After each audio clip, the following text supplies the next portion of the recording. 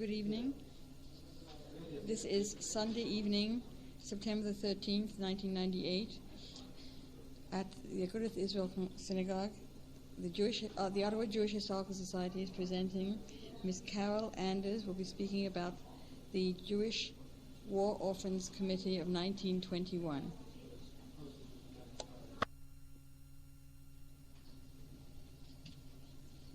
Thank you very much.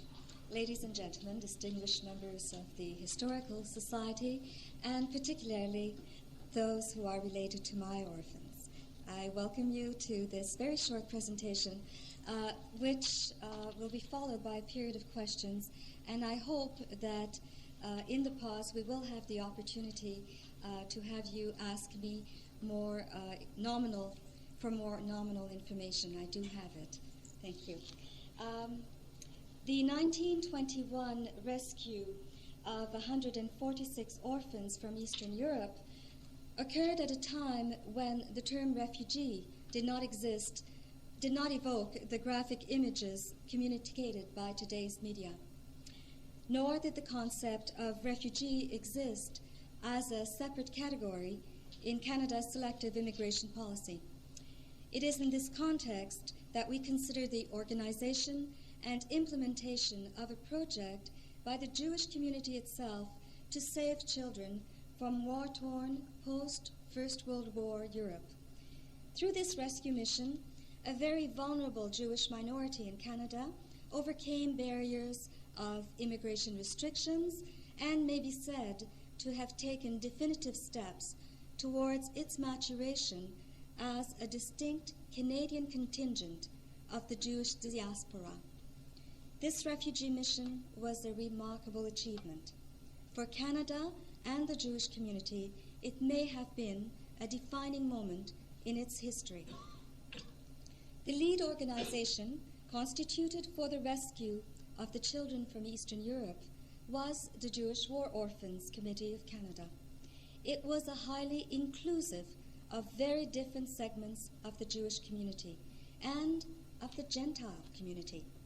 Yet it depended on the traditional role of the Jewish elite in taking on charitable initiatives.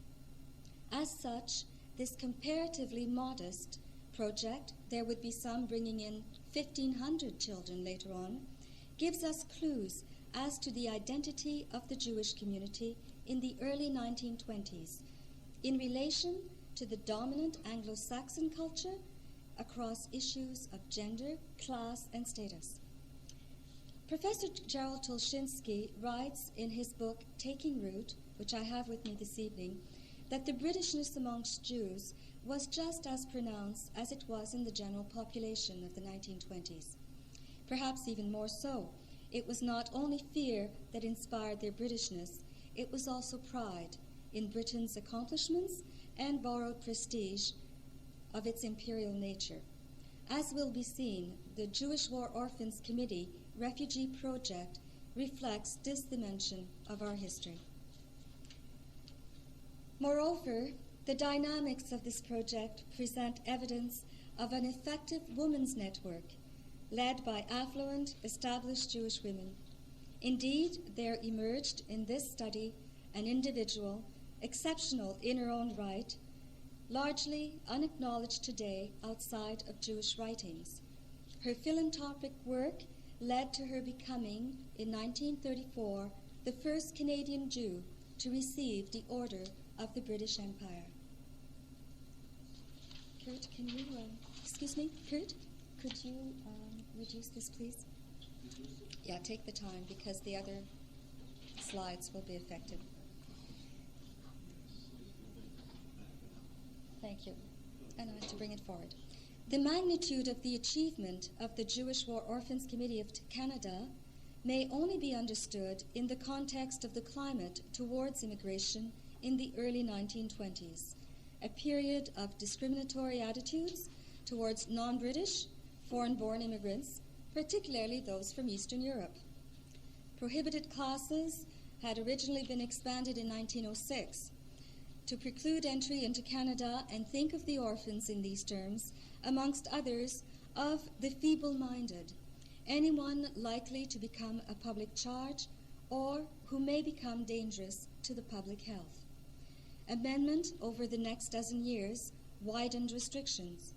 Medical status and character were used for ethnic discrimination at points of entry as described in history. Professor Whitaker, in Canadian Immigration Policy Since Confederation, states that the Royal Canadian Mounted Police itself, created as a national force in 1920, immediately commenced surveillance of ethnic organizations. Immigrants of certain origins, especially Ukrainians, Russians, Finns, and Jews, and those holding certain political opinions, left-wing, were marked as potential enemies of the Canadian state. The children were to come from Western Ukraine. A number identified themselves as Rus, mistakenly interpreted in Canada as Russian. It meant Ukrainian. And they were Jewish. Given the rigors of immigration policies in the post-war years, this rescue mission should never have taken place. It was a formidable task, undertaken in too short a time by an ethnic community which the literature demonstrates was troubled by religious and secular tensions.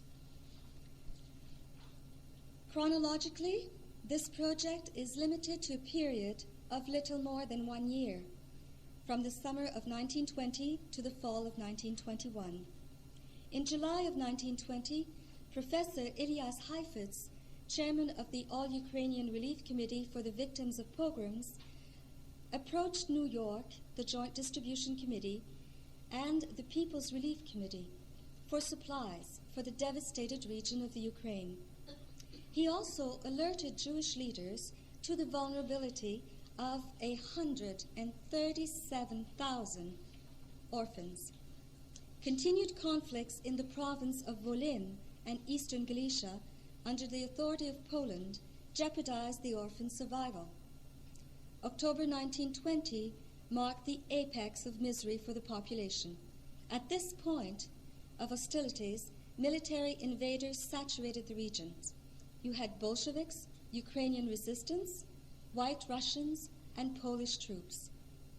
Anarchists followed, pillaging what remained, dominating the countryside, while peasants rose in protest, writes Professor Magoshi in A History of the Ukraine.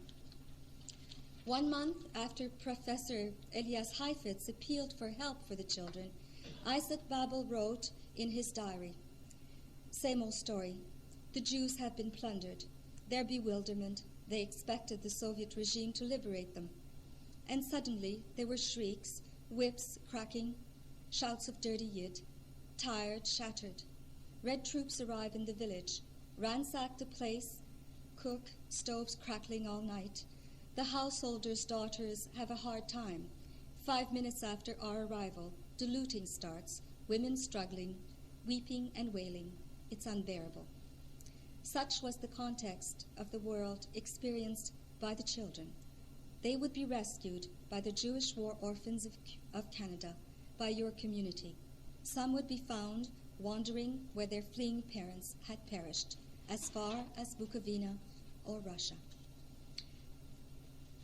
Rovno was the city which was to serve as the headquarters of the European unit. With a population of 30,000, 70% were Jewish. Rovno had been a thriving commercial city. It had become an important railway center. It was the recognized center of excellence for Hebrew education and the heart of Zionism in that part of the world. Most recently, Rovno had been the target of pogroms in the spring of 1919 by Ukrainian troops. Most of the orphans experienced this pogrom. Brody, nearby, it would be here, evoked another dimension of their heritage for Jews in Canada. It was the center which had given refuge to emigrating Jews from Russia. In 1901, the population of ethnic Jews in Canada stood at 16,000, to grow to 126,000 by 1921. Thus, for Canada's Jewish community, the afflictions of Eastern Europe were not seen in the light of some distant lands, but rather in the context of close familial ties and gratitude for the refuge once given them personally. The plight of the orphans had resonance within the Jewish community across Canada. Canadians outside of this ethnic community clearly were not as preoccupied with the plight in Eastern Europe, but there was an awareness.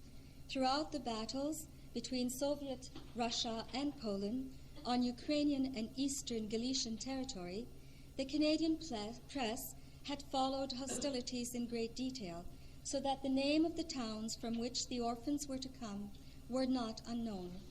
This, essentially, is the territory that was in dispute, where most of the active battles occurred. This is the territory, Rovno being located here, which changed hands as many times as 5 times in a period of 3 weeks, each time bringing pillage to the citizens. The Toronto Star wrote on October 2nd, 1920, Poland, through the pact concluded with General Petliura, obtained Kovel, Lutsk, Kremenets, Ostrog, Rovno. These are all centers where the orphans were found. They were the very locales where they would be rescued, from which they would be rescued less than 1 year later. The Montreal Gazette of 1920, August 18th, reports 20,000 starving orphans, of whom only 2,000 have shelter. The population living in trenches dug in 1915 and still filled with shells and roofed with frail materials, which offers little protection. The article goes on to state that unsanitary conditions along this border had resulted in a high incidence of disease, including black typhus, which disseminated the population. It was in a quieter locale that the Jewish War Orphans Committee project was born. Professor Heifetz from New York, because of the restrictive immigration policies of the United States, was asked to travel to Montreal, where very quickly, within a period of 2 days, he met with the People's Relief Committee. You will be familiar with Simon Belkins of the Federation of Ukrainian Jews, and with Harry Hirschman of the Central Relief Committee, and with representatives, Mr. Kaiserman of the Canadian Jewish Congress.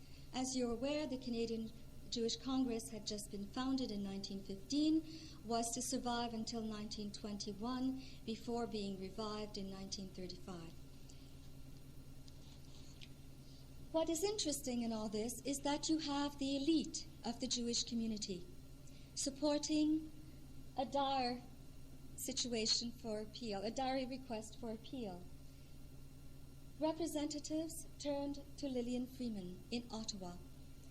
Within a few days, they traveled to meet with her, Ari Hirschman, and Mrs. Selig of Toronto. She was a well-known social worker and had experience working with Lillian Freeman within Hadassah. From the time of Lillian Freeman's involvement, important features characterized the work of the committee. It became a highly inclusive project, reaching out to both Gentile and Jewish communities at all levels. Lillian Freeman recognized the influence of rank and status, a normal aspect of our modern-day fundraising, where we ask sports figures to help us in our volunteer efforts. But this was one less noted at this time for what was, after all, a modest refugee project. Yet the letterhead of the organization features the names of leading political and societal figures, including the wives of past and present prime ministers, including the wife of Prime Minister Meehan and the Governor General, amongst others. There were consultative meetings on the basis of full-scale conferences.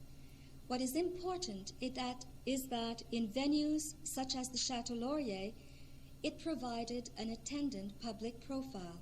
Everyone knew about the orphans. Everyone knew about the appeal. everyone knew that they needed support.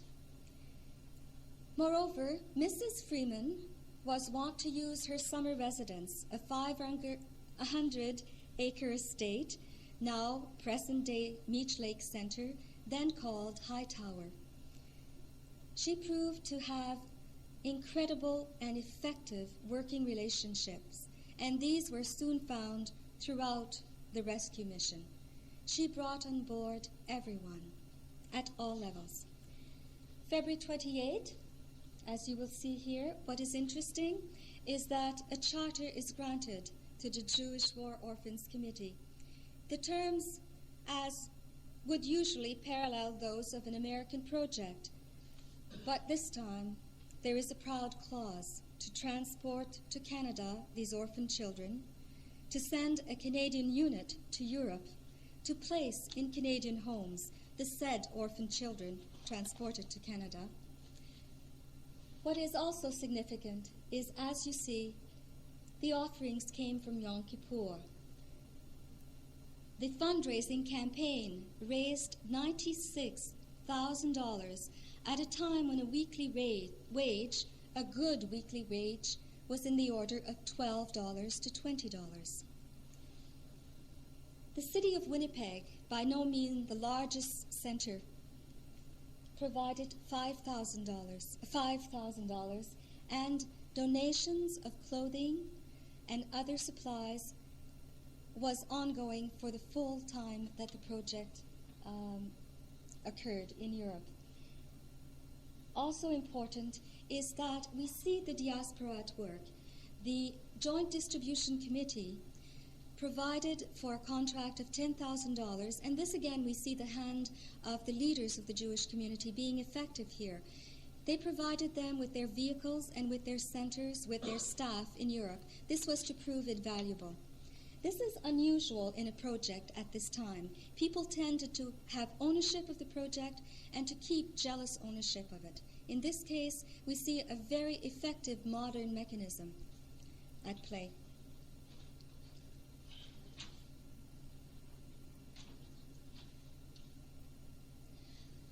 This is a rather detailed map which I wanted to show you to give you an insight into how the European unit traveling to Europe, arriving in Paris, depending on the good offices of the Jewish community, until they reached by no means a large center, until they reached Rovno. This was to serve as their base. And from this, Dr. Levitt, a young, attractive, and adventurous medical practitioner, essentially vetted the children for their return to Canada. Do not forget that tuberculosis and black typhus was predominant in the area. And from this area, on a daily basis, Harry Hirschman would travel to different centers, picking up 3 orphans here, 12 orphans there. In A.D. Hart's account in The Jew in Canada, he states that he saw thousands before he could choose 146. In a 1980 interview, Dr. Levitt says that he accepted almost every child that he saw. But we see the reason. As he went to Lusk, as he went to Koval, as he went to all of these centers, obviously Harry Hirschman had a very hard task to look at 1,000, to choose but a few. Dr. Levitt, being at headquarters, would have seen very few of them, and of course, the better orphans, if you will. There were to be 3 months of, it was a grueling pace of as much as 3 hamlets or towns in a day. There were to be three months of selection and medical screening to ensure that the children would pass immigration standards in Antwerp. Remarkably, they did find 146 and brought them back. Here we come to the treasure, which I was fortunate to be the first to see. Dr. Levitt filled out declaration forms. In a letter from Harry Hirschman we read in July of 1921, "I am sending you declaration forms which you will fill out. The Canadian railway people, who are responsible at this point for immigration, tell me that one is required for every child. And thank goodness, because this provides us with vital information which is very difficult to find anywhere else. What is interesting is that the citizenship of all children is given as the protectorate of Poland. The children were not Polish. They were Jewish. The wide variation of reading ability and language fluency is also a surprise. Many speak Russian, others Polish, others Ukrainian. But Hebrew is stated as the linguistic capability, remembering that Brody is a center of Hebrew education and that Rovno it was also a center of Hebrew education. The other linguistic capabilities to be found on this form are Rus, Ukrainian, and Polish. Place of birth is revealing. In all cases, it's simply stated as Poland. The city of birth would be a normal entry. Many of the children did not know where they were born. Nearest relatives was not always blank. This is another surprise. Many cases occur where these children chose to be separated from relatives, grandparents who could no longer care for them, members of the family who were too ill and knew they would not survive to keep care of them. But in their barren simplicity, such a cold document as the Declaration of Passengers to Canada are eloquent in their renderings of the isolation in which these children found themselves. Mrs. Freeman traveled to Antwerp after the 3 months of selection, accompanied by her cousin, Mrs. Pierce, to rendezvous with the children and the European unit for the return trip aboard Scandinavia. 106 children would travel with her. Others would arrive later aboard the Cedric. Adoptive families waiting to greet their child at debarkation point in Canada would be presented with well-groomed, attractively dressed children. Mrs. Freeman recognized the emotive power of first impressions. Thus it was that for a number of the less well-dressed children, Lillian Freeman, from her own pocket, pardon me, I was distracted, from her own pocket purchased more appropriate garments. It is interesting that photographs show groups wearing apparel evocative of British values. Older boys wearing crisp ties, younger children the wide, rounded collars of girls, or for boys the sailor design shirts preferred by the British at the time and by Canada. Consciously or not, these may have been helpful in bridging the difference in the cultural background and facilitated acceptance in a Canada context which valued British influences. Children gained quick acceptance on the ship despite language and cultural barriers. Newspaper reports of the fondness of passengers for the little ones who were pets of all on the ship. The Citizen of August 22nd.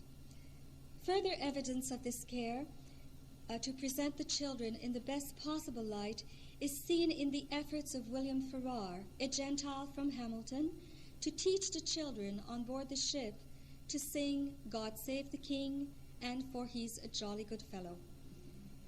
There are repetitive references in newspaper reports to bright children.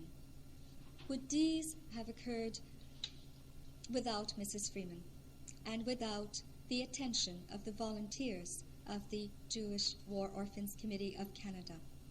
As they arrived, the children would be paraded down the street waving British flags. But we now come to second primary source of exquisite interest to a historian, the juvenile report cards, of which I was able to find 84 for the Jewish War Orphan Committee children. This provides us with longitudinal information from 1920 to 1934. It is vital information. Within what we see and I regret that it's difficult to read, there would be one inspection a year. These inspections were required by immigration requirements, and they would be undertaken by a representative of the Department of Immigration. In some cases, these inspections occur more than once a year. This would be because they're there to look at the character of the home. They look to the health of the juvenile, but more significantly for the Jewish community, they're there to look at the satisfaction given. And this might be in the terms of employment, it would be the school, but it would also be the inspector's personal opinion. We also get from these reports information about employment, about address, vital, about the county, and what is more interesting is the inspector's comments section. We learned that in two cases, federal immigration officials contacted Mrs. Freeman as late as 1932 and 1933. The orphan by that age, one of the orphans that I can discuss, was 19. Within a month of Mrs. Freeman's intervention, a marriage was dissolved, pervasive issues were resolved. This referral from an inspection team from the Canadian Department of Immigration to Mrs. Freeman really illustrates a relationship of trust that had existed for more than 10 years. This is notable. Other children in other locations, I do not see this same referral to the Jewish community. In fact, in many cases, and fortunately the Jewish community was there for the children, the only comment is that someone is in difficulty with very little follow-up because it simply does not regard regulations. But the evidence in the juvenile report cards indicates that the adaptation of the orphans met with the requirements of the Department of Immigration and Colonization.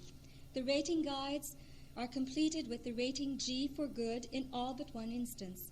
Written comments refer to the children as bright. Don't forget our immigration regulations. You must not be dim-witted. They must be nice-looking, and we find these comments throughout the reports. Invariably, there is good progress and character. Of 84 of the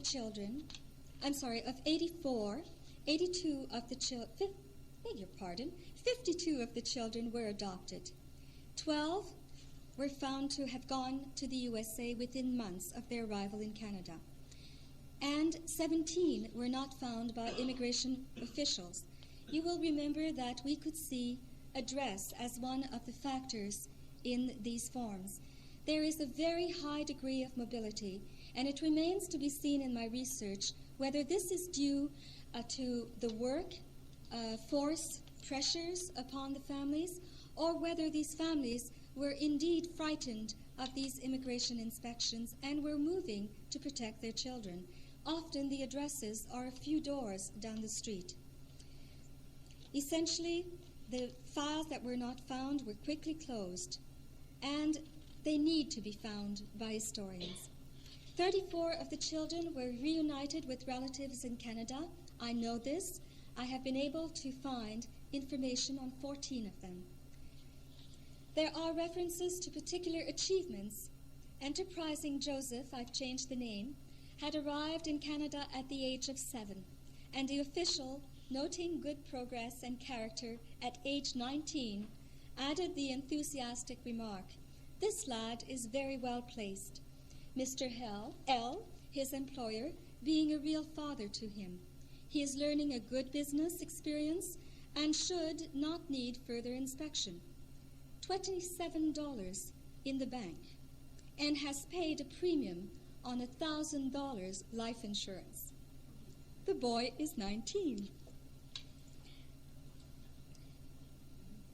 This information becomes vital information and must be found for each of the orphans, because we notice that while the requests were for children, babies if possible, most of the young children to be found there are only 5 between the ages of 2 and 4. Most of the children are between the ages of 5 to 13, and very few over the age of 14. That is because government regulations required the entrant who was 15 years of age to be literate, to be able to read either English or a known language. Obviously, this may not have been the case for children living in communities where the percentage of Jewish people exceeded well over 50%, more often 80%, and where Hebrew and Yiddish were the language of everyday life.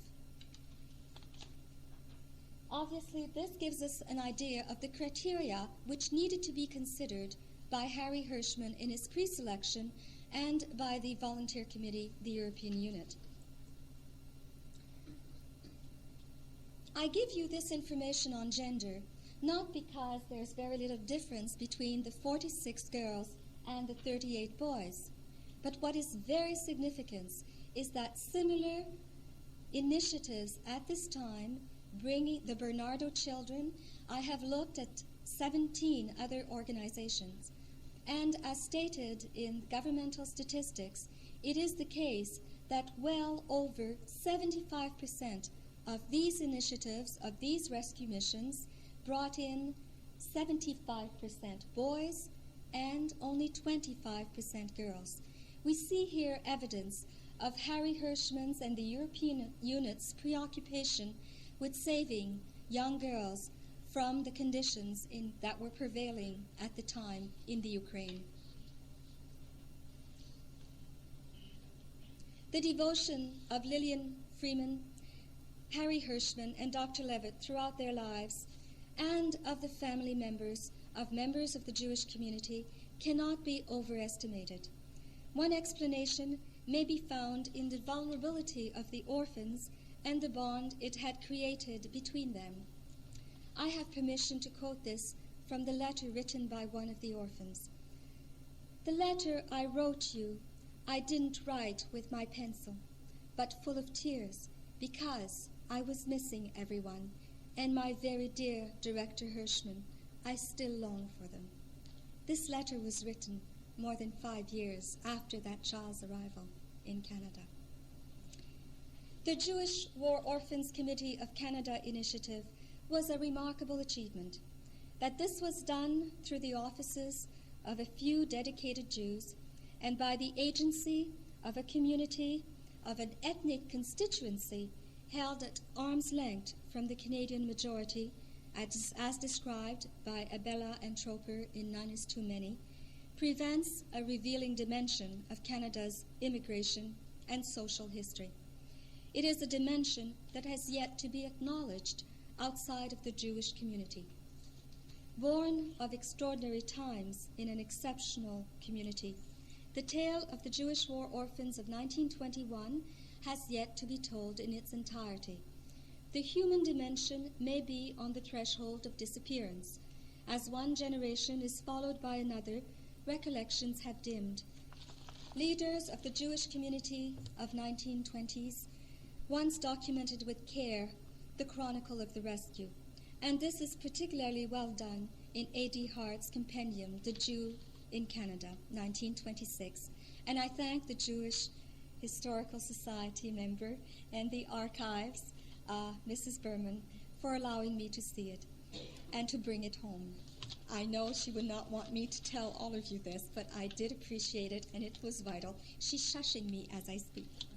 The orphans' singular transplantation to Canada is a tale of immense courage and deep commitment on the part of their adoptive families. It's also a tale of deep wounds. While it is not the focus of this presentation, the poignancy of the lives of these children and of their families, indeed of our community, may be glimpsed.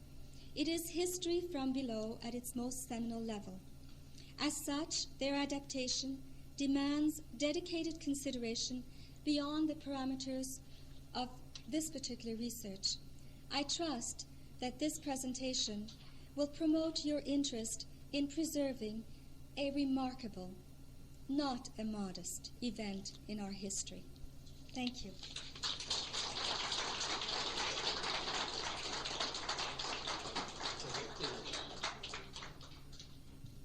take questions from the floor, and I know that Carole was very moved by some of you who approached her because faces were put to names that she knew, thank you, Cantor, that she had recognized in her research. So I open the floor for questions.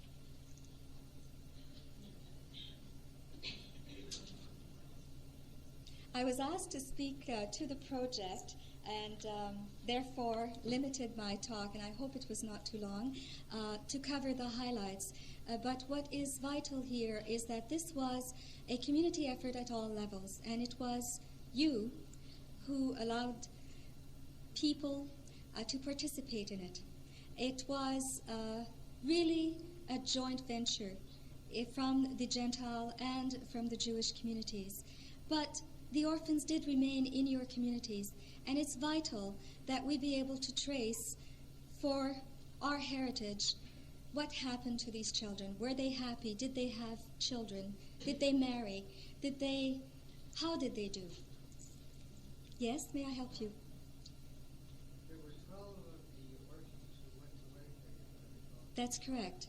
Were all of those put into private homes, or did any of them wind up in the former Jewish orphanages? Yes, some of them did. In fact, you saw that they did not necessarily remain in Winnipeg. In some cases, they were in Winnipeg while there were ongoing efforts to find them homes or to find them employment. But generally, these orphans then came to Montreal. And you'll look at the age of these orphans and what they had gone to. You're looking at young adults, at very mature individuals. Many of them had no time to be a child. These families were welcoming children, and therefore these young adults often chose to go to homes, often chose to go to orphanage for their daily subsistence. For them, it was wonderful. They had been living in trenches. Does this answer your question? No, please. One of them wound up to be a second cousin of mine, and she is the only one that I ever knew was one of the Jewish orphans for the post-World War I. And I'm just wondering, of the other 11, how many of them were known to have lived and stayed in Winnipeg and became members of the community? That I can't. I do have that information at home, and I'll be pleased to provide it to you. I did not bring nominal information with me, and that's not something that I have looked at for Winnipeg. I do have that information, as you saw, for Toronto, Montreal, and Ottawa.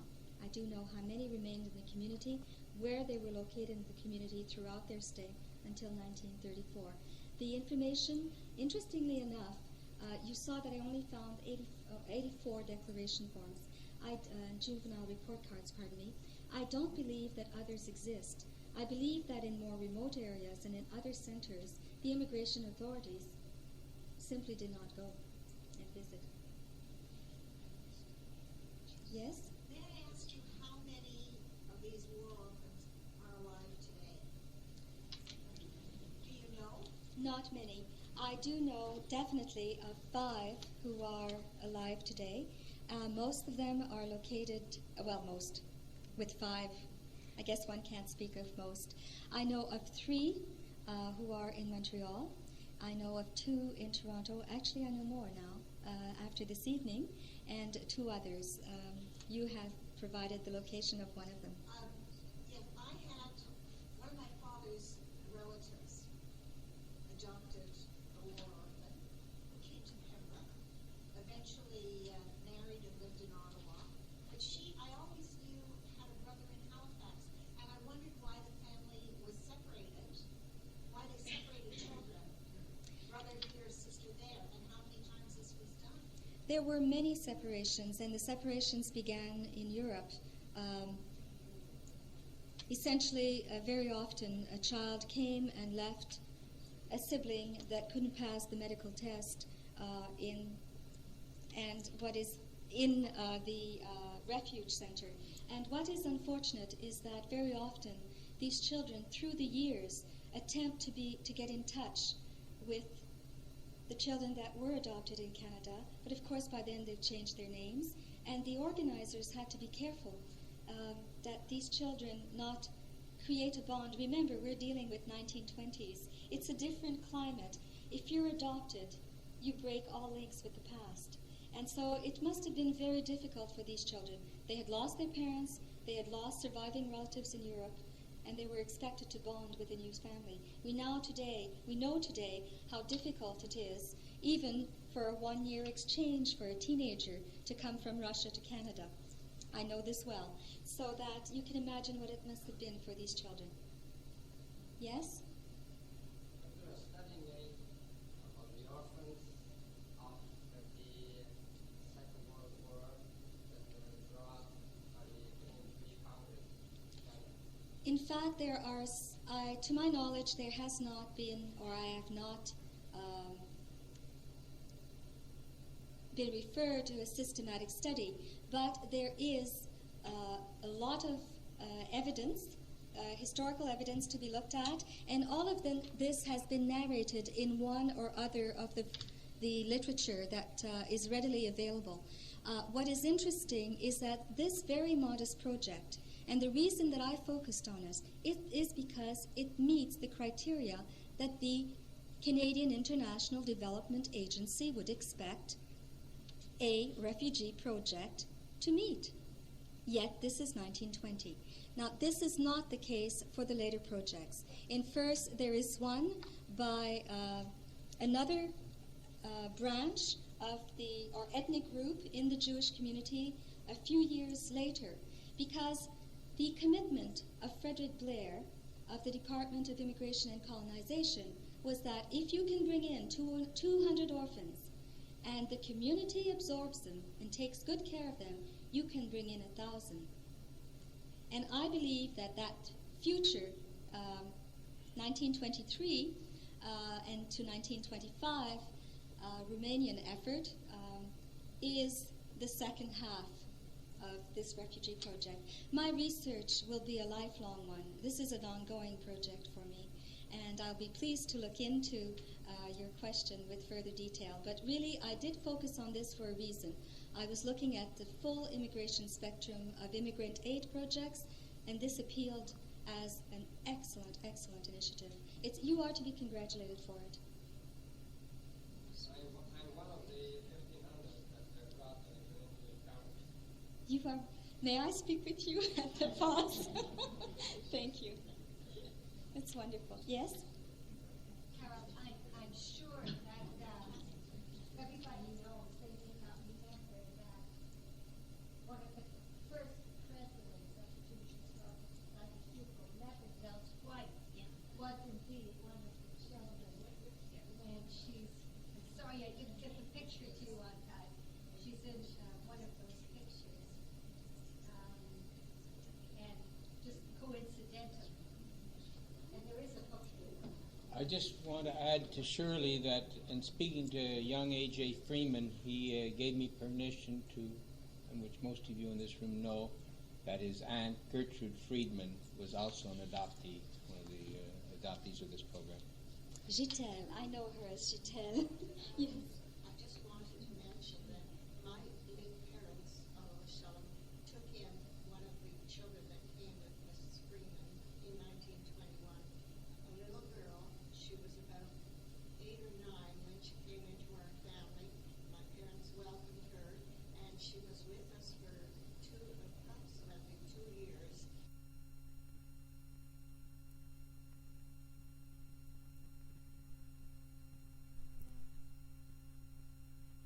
Has regularly saw this notice, and they compared the information with what they knew about this child.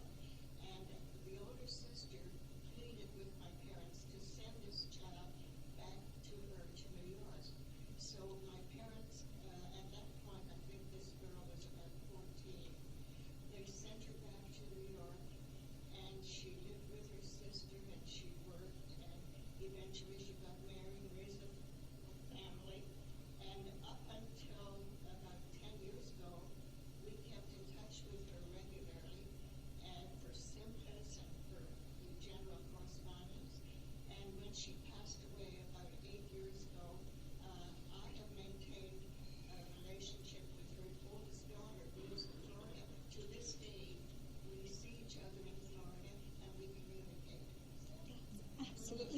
wonderful. May I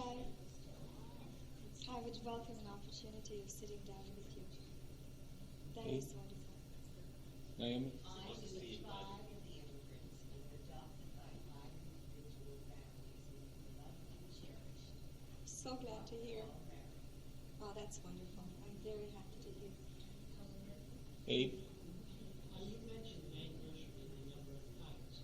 Were there 2 different Hirschmans that you described, or was it the same person both times? I don't- think you mentioned Ira, did you? No, Harry Hirschman? Yes. Harry Hirschman, yes. He was a very well-known social worker in Montreal. He had owned a shop in which he sold religious literature, and so he was a wonderful person to have on board. He knew everyone in the community at the time, and it's quite a substantial community. Carol, isn't there a report in the file about a reunion in the early 1980s with Hirschman?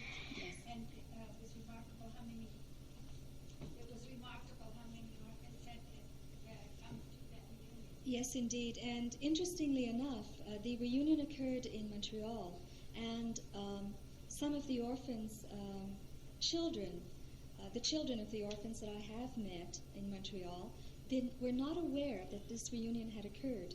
So it was good to have literature and to be able to share. This is what I've done, and this is what I am very anxious to do, is that I now am the residual of a lot of information which does not exist anywhere else at the moment except in the National Archives, and I expect it will be available to the public late in the fall. They're processing very fragile microfilm, and this should be available, and I'd love for people in the audience who are related to these orphans or who knew the orphans to know that they can have access to the material that I showed you. This was really one of my goals tonight. Is these passenger declaration forms are far from boring for you, and very often they can give you provenance as to your heritage. What year did the restriction come into force in Canada against Jews? Always. And not necessarily, let me put it this way. In looking at ethnic immigration in Canada, the issue is not a pertinence as to religion so much. What it is Eastern European immigration. And it's very simply because the first people to come from Eastern Europe dressed in clothing made of sheep skins tied together, or they were doukhobors that had come across. In appearance, they were very different. They lived in isolation. They did not mix. Very soon, very obviously coming from the Russian Empire, very left-wing, quite acceptably so in a social context such as that one. Yet when they came to Canada, they made a mark. And unfortunately, not through anything they did, through their persona.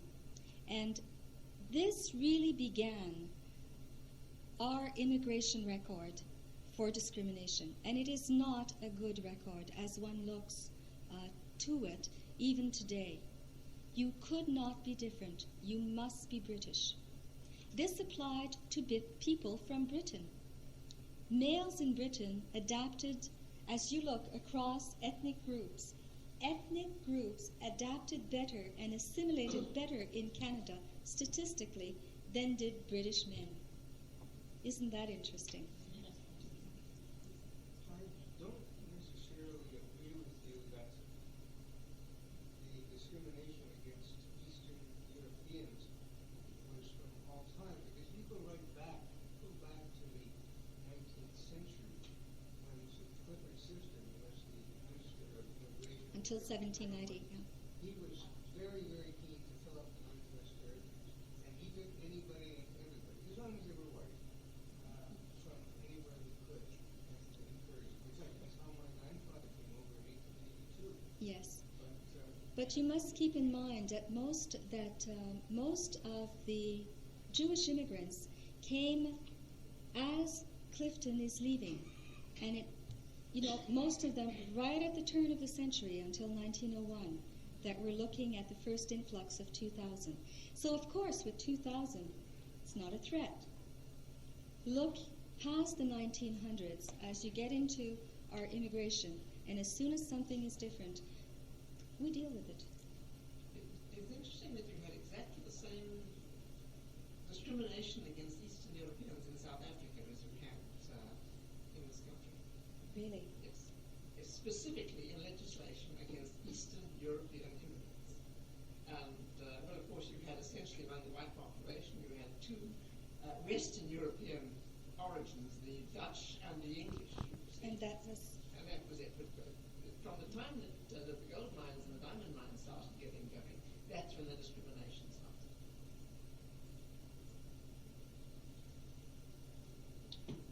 Thank you. Are there any more questions? Gedalia, please.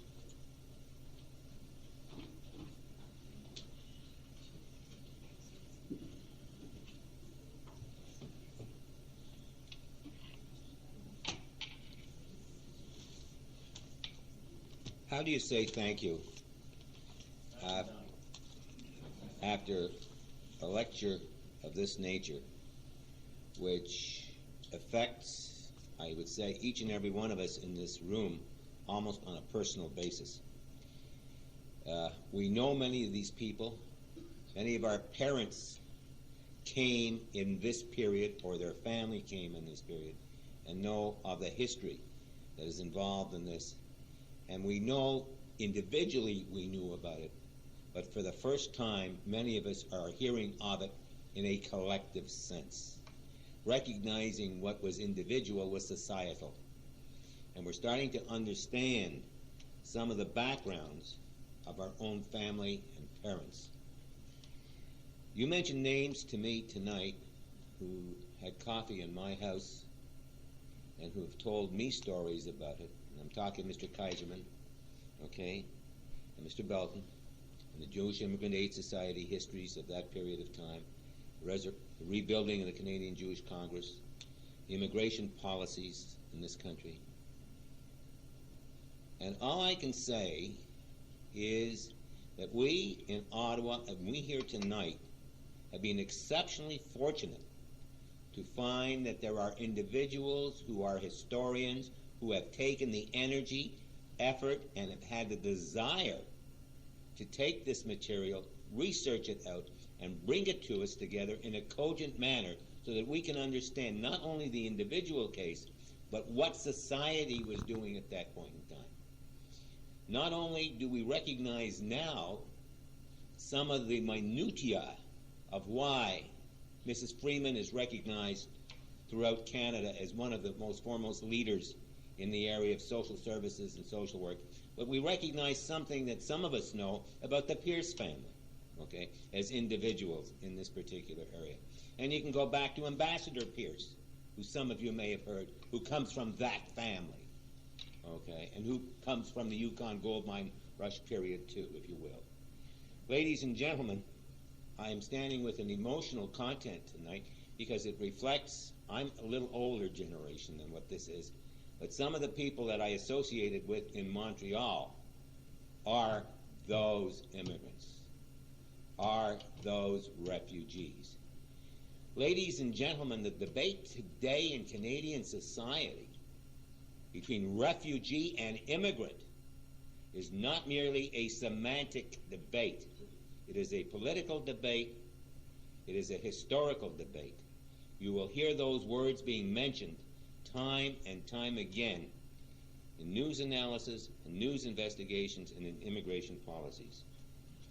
Mrs. Anders, all I can say to you on behalf of the Ottawa Jewish Historical Society is thank you for an exceptional job, well researched and very well presented. And on behalf of the Society, I am going to give you our token of our appreciation and suggest to you, if we may, that the Ottawa Jewish Historical Society may want a copy of your paper to publish it. Thank you very much.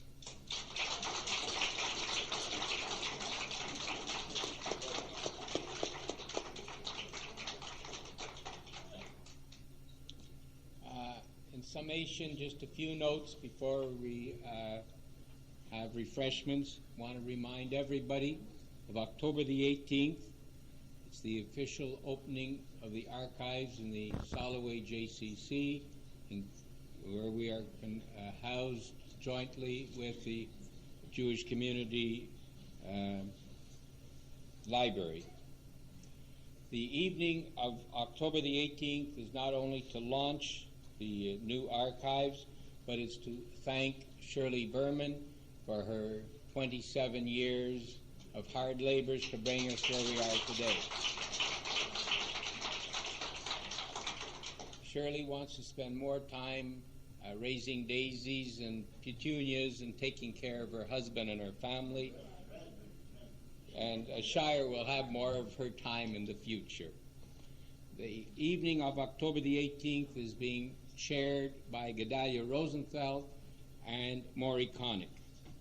I want to thank Elaine Brodsky for the work and labors that she's put in the last 12 months. They have been tireless, and it is coming to a conclusion.